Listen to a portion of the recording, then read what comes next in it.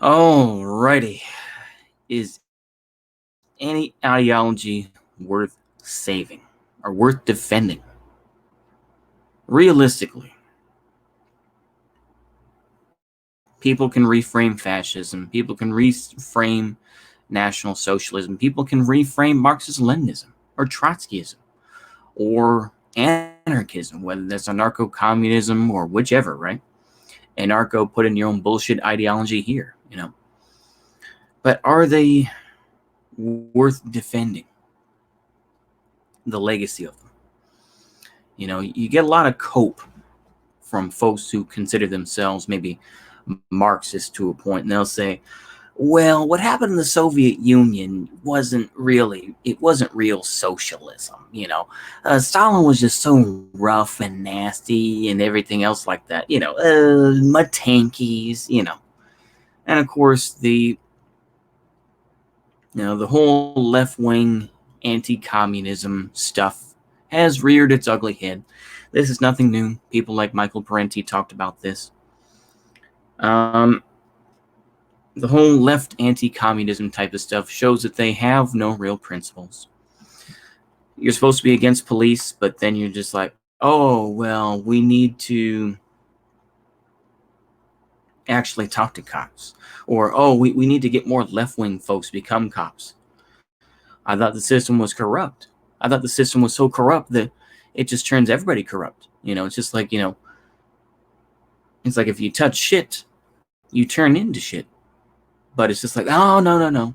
I guess eventually those, infiltration's going to work this time. It didn't work all these other times, but it's going to work this time, though. AOC is going to get in there, and she's going to change some things. And, of course, they're just like, it really is a cope position. Where it's like, we're winning this and that. We're winning. No, you're not. You're not winning anything. You are being, subdued. You are being absorbed into the system, and you don't even realize it.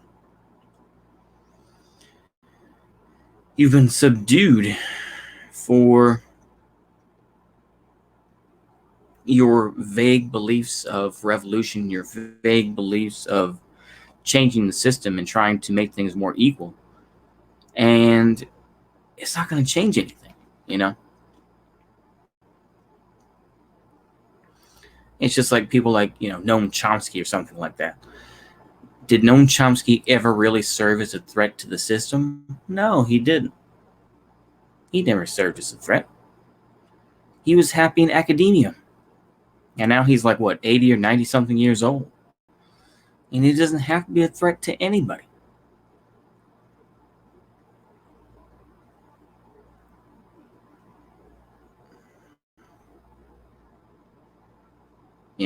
I think that it's just, it can be disheartening when you're a young kid and you realize that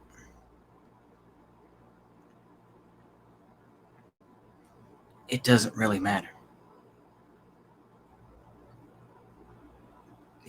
That's my opinion.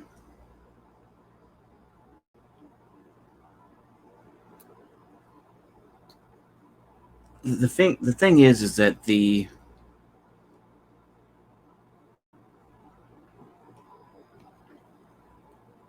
folks who try to say, well, we don't like America,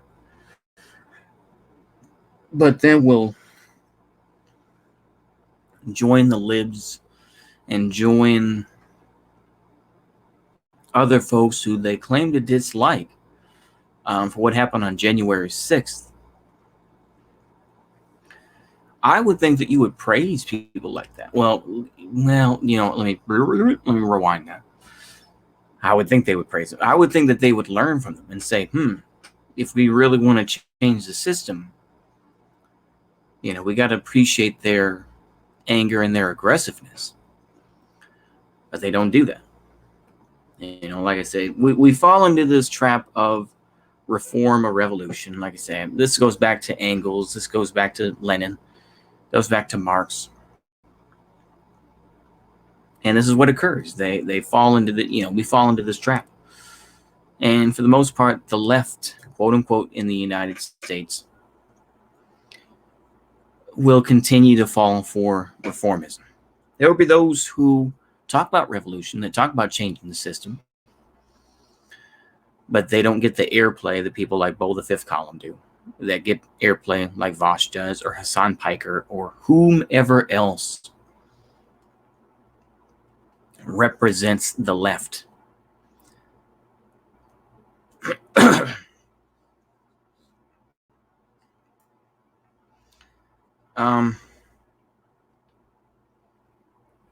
I think it's just ridiculous, to be honest with you, but not surprising.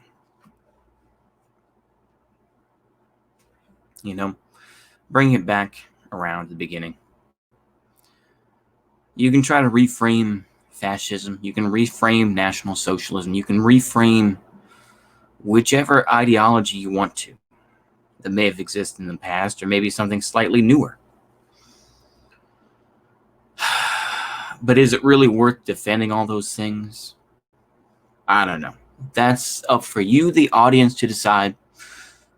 I have given a hint about how I feel about these things, but ultimately, here's my take. And this is my belief, and you don't have to believe it, but